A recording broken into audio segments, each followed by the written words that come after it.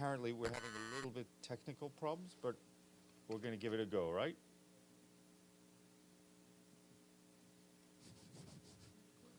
That means almost tudo bem.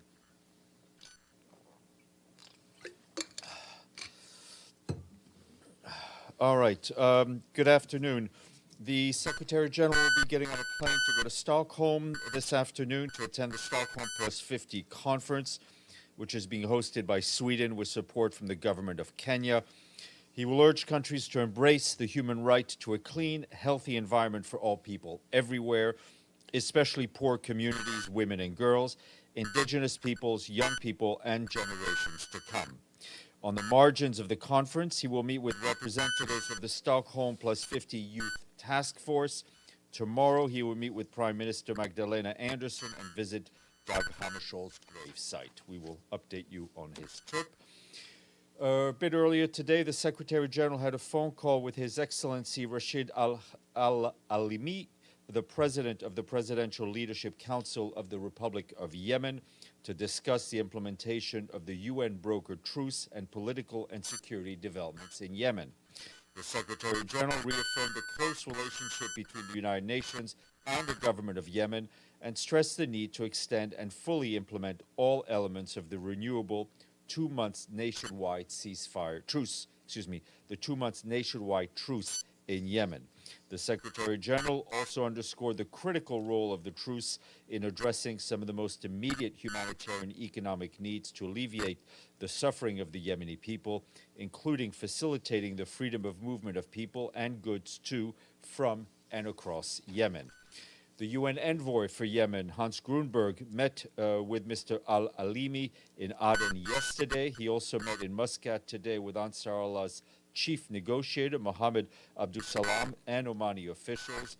Mr. Grunberg underlined the urgency of reopening the roads in Taiz and elsewhere in Yemen, renewing the truce, and taking meaningful steps to comprehensively end the conflict in Yemen.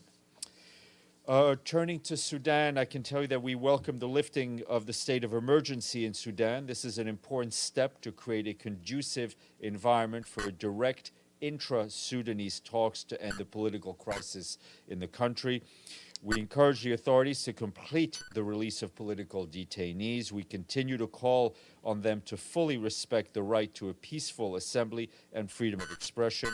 We urge Sudanese stakeholders to engage in constructive dialogue in good faith and to find a way out of this crisis. The trilateral mechanism consisting of the UN mission in Sudan, UNITAMS, the African Union, and IGAD, the Intergovernmental Authority on Development, will continue to work collaboratively to help facilitate a Sudanese-owned and led solution to the political impasse.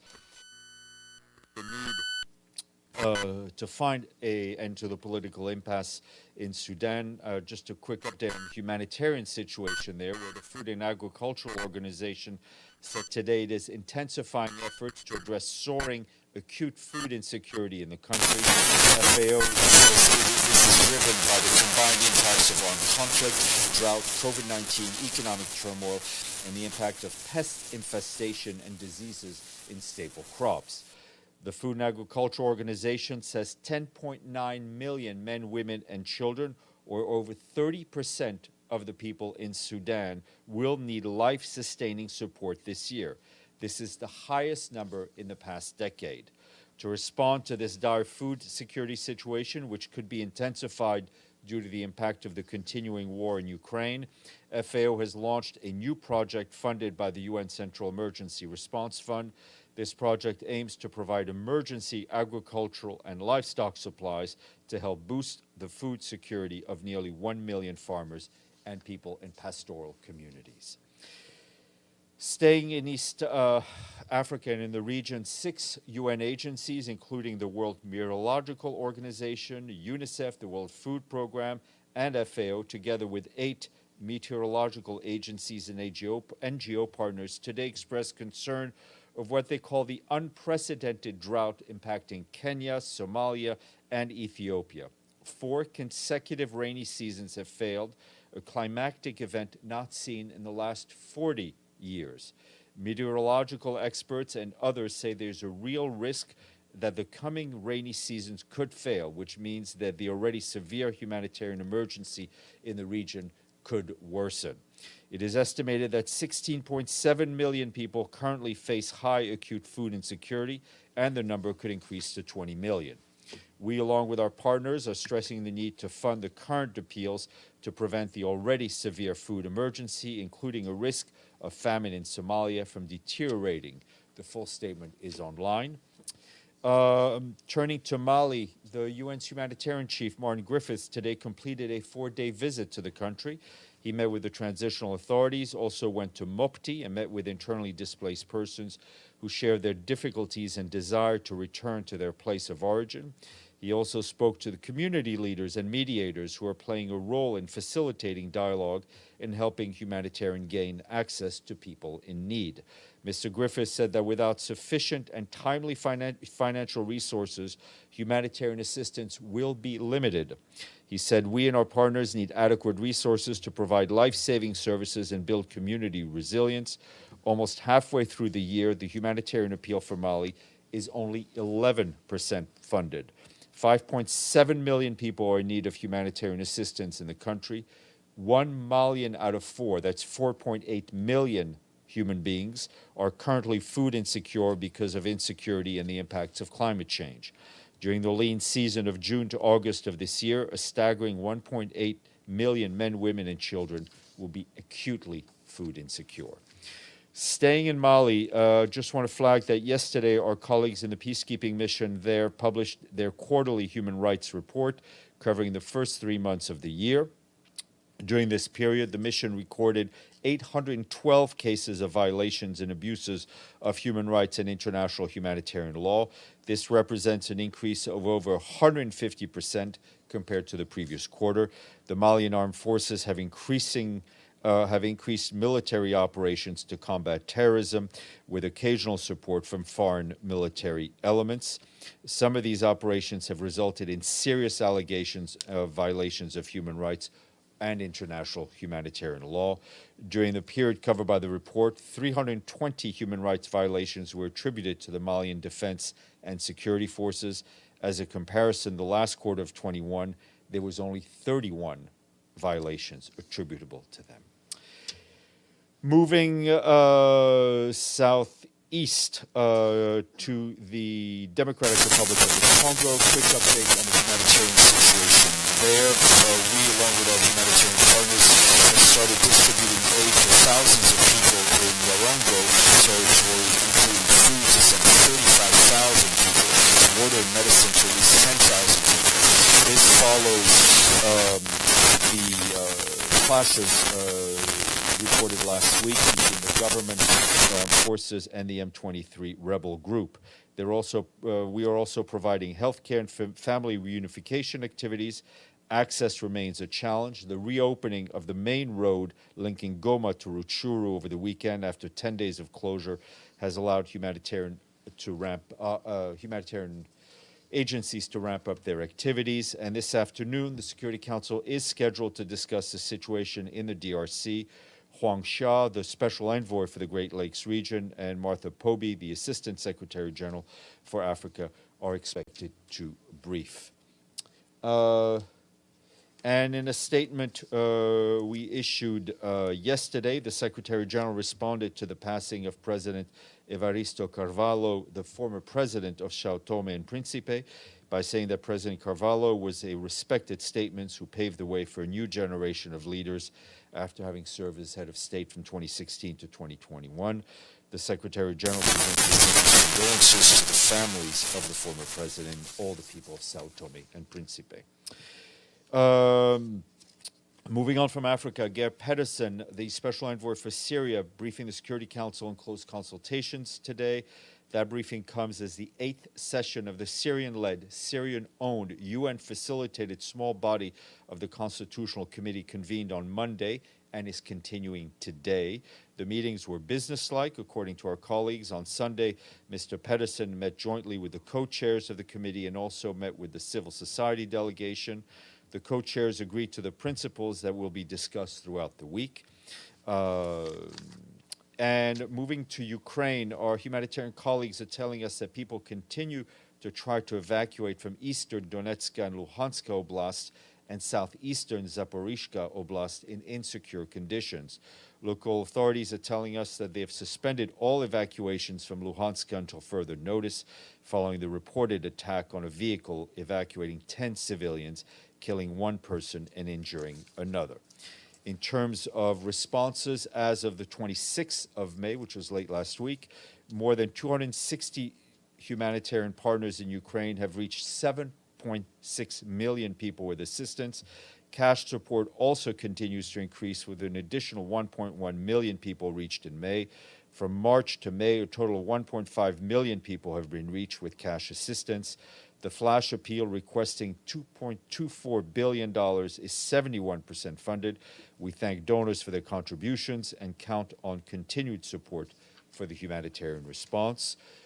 Also on Ukraine, I want to express our deepest condolences to the family and colleagues of the French reporter Frédéric Leclerc-Imhoff, who was killed yesterday while he was covering the evacuation of civilians from the Ukrainian city of Severodonetsk for the French television broadcaster BFM TV. We join the Director General of UNESCO, Audrey Azoulay, in condemning this killing.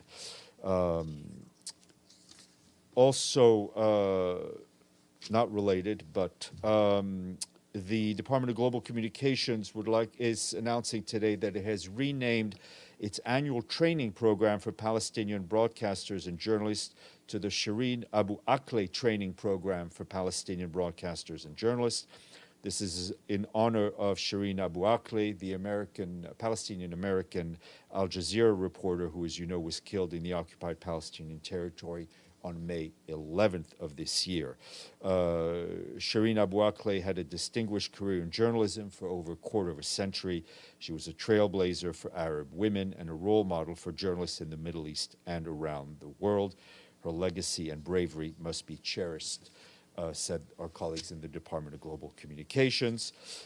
Today is World No Tobacco Day. The World Health Organization released a report showing the extent to which tobacco damages both the environment and human beings. The report highlights the industry's carbon footprint from production, processing, and transporting tobacco is equivalent to 1/5 of the CO2 produced by commercial airline industry each year, further contributing to global warming. Products like cigarettes, smokeless tobacco, e-cigarettes also add to the building of plastic pollution. And a couple of briefings this afternoon. Briefing this afternoon at 1:30 p.m. 1:30 p.m. The end of presidency briefing will be conducted here by Ambassador Linda Thomas-Greenfield, permanent representative of the United States of America, who presided over the Security Council in May. And tomorrow at 12:30, there'll be a briefing by Ambassador Ferit Hoxha, the permanent representative of Albania, who will preside over the Security Council in the month of June. There we go. And one thing I wanted to correct, which was erroneously reported by some media outlets last week, the special representative of the UN mission in Western Sahara has not bought a house in La Yaoun, as has been erroneously reported by a number of media outlets. Done with the real estate section. Let's move on. Edith. Thank you, Steph. You gave us quite a rundown of Secretary General's call with the President of Yemen and Mr. Grunberg's visit to Muscat, but we didn't get any readout on what the responses were from either the Yemeni government or the Houthis to the prospect of extending the truce for another 2 months or however long. Past June 2nd. Listen, we speak for one half of the equation, one half of the phone calls, one half of the meetings. We very much hope that the parties will agree to extend the truce. And one more question.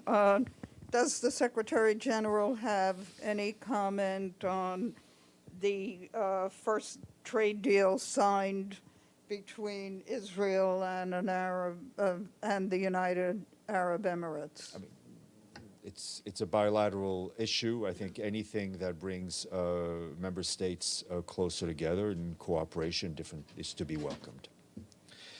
Evelyn, and then we'll go to Sidi Reis.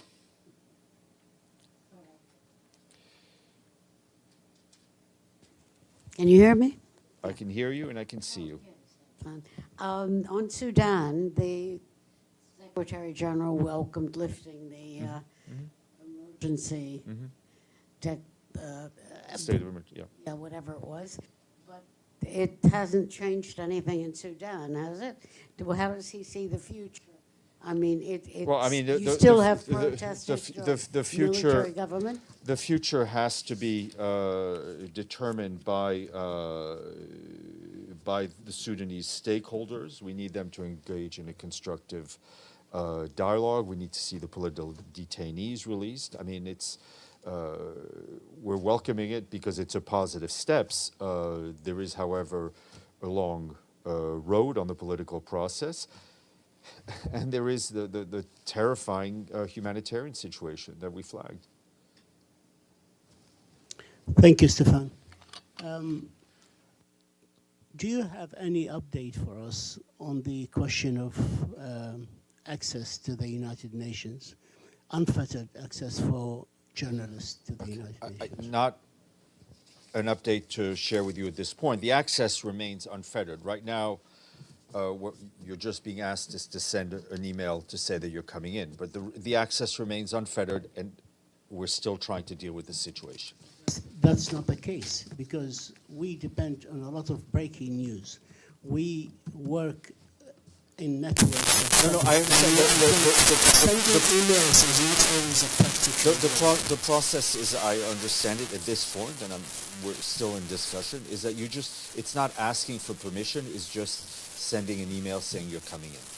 I asked when I came in on Friday, the security people, what do you understand by that we are not allowed to be here after hours?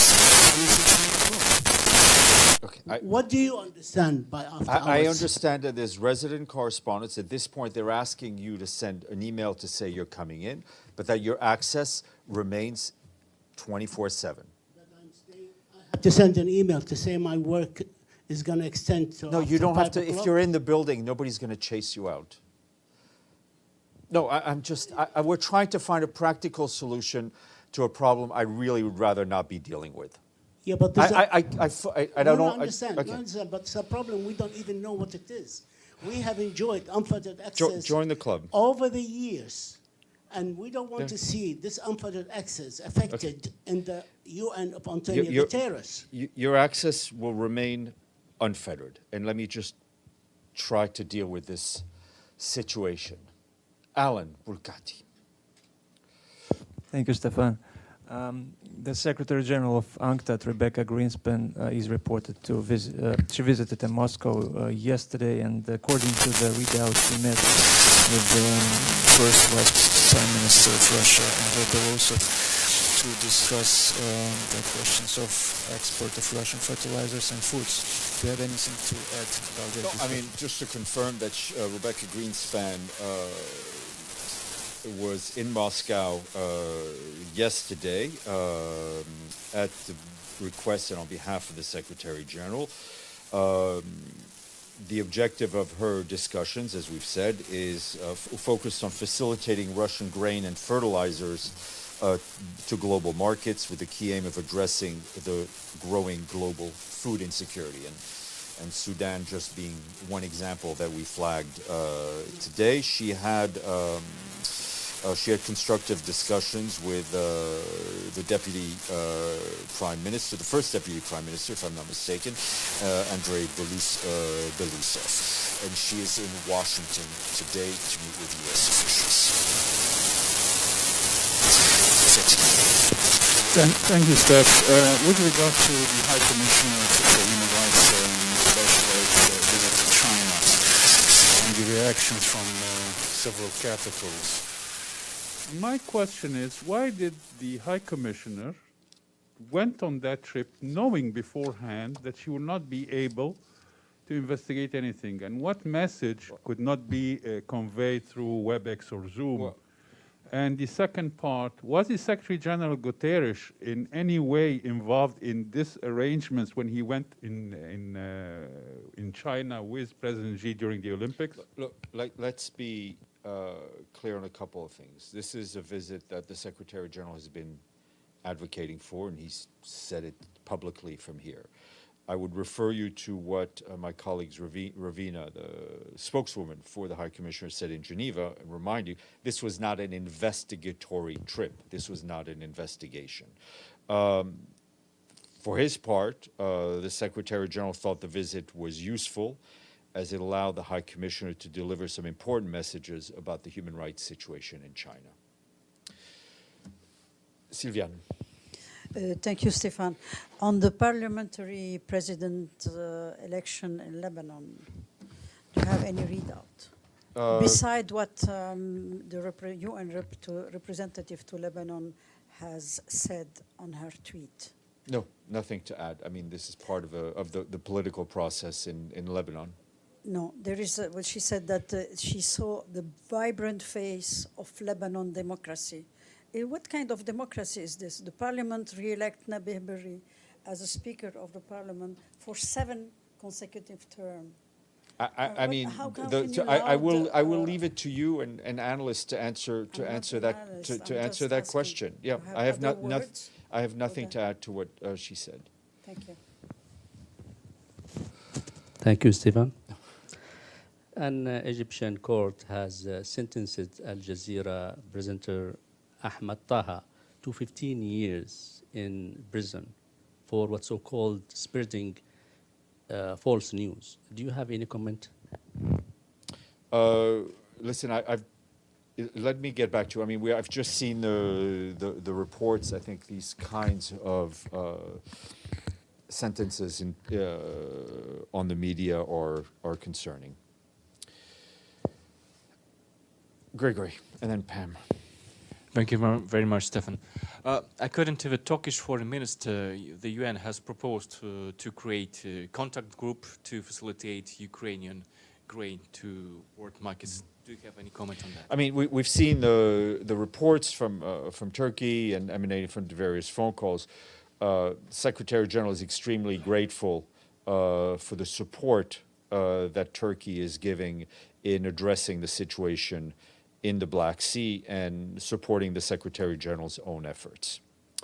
Pam. Yes, but on that subject of demining the ports in order to get food moving, has that moved along? Turkey's made one offer. Russia made another offer. Would the UN be involved in the demining? I mean, UN has a lot of experience in demining. Is that part of the package that the SG talked about? There's a lot of information floating about from different sources. I think the Secretary General's approach is extremely methodical when it comes to communication. So we are confirming things as they happen, which includes travel. Once we feel there's agreement, things have gelled, we will be more forthcoming. Yes, sir. Thank you very much. A question on the latest amnesty decreed by President Assad, which is general amnesty. It's been 1 month since it was announced. I know Mr. Pedersen said it has potential, but do we have any more clarity on details of the amnesty, who is eligible to be released, the number of people who have been released so far, and are there any protections for those who have been released, ongoing protections for them? It's a very valid question, which I cannot answer off the top of my head, but I will try to get you some answers. Monsieur le Président. Sayyid al-Rais. On Yemen, sir, one of the conditions for this 2 months truce was the opening of roads to Taz and lifting the siege and the snipers and the drones attack on Taz. None of this has happened. Do you expect, in spite of the intransigence of the Houthis and the plan of a gradual opening submitted by the special envoy, which was also rejected, do you expect this truce to be extended, especially that the UN hasn't announced or even given any indication of resumption of these talks?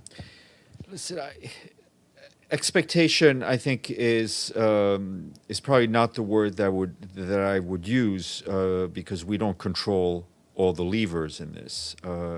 We are in touch with the parties, Secretary General, Mr. Grunberg. We hope that all the parties involved would understand how beneficial it would be to the people of Yemen to extend the truce for these civilians who have suffered for much too long. Yep. Follow up on that. Why the parties were unable to reach an agreement regarding opening the roads? What were the sticking points? I mean, you know, why are the parties still at war after all these many years? We tried to get them to agree. We tried to get them on the table. Why that's not possible, I think, is also a question for them. On that note, we welcome back Paulina to the podium.